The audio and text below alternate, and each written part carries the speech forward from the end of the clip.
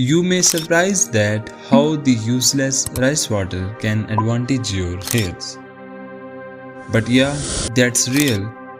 Let's go with the logics. Rice water is believed to be beneficial for hair due to its potential to strengthen, condition and promote hair growth. It contains nutrients like vitamins, which nourish the scalp and add shine to the hair, amino acids which can help repair damaged hair, inositol found in rice water, which has been linked to preventing premature hair loss and hair shedding by strengthening the hair on the scalp level. Rinse the rice water to remove any dirt or impurities. Place the rinsed rice in a bowl or jar.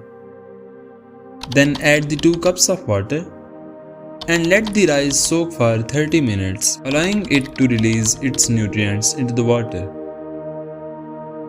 Separate the rice water from the rice itself. Then apply rice water to your hair and leave it on for 20 to 30 minutes before rinsing.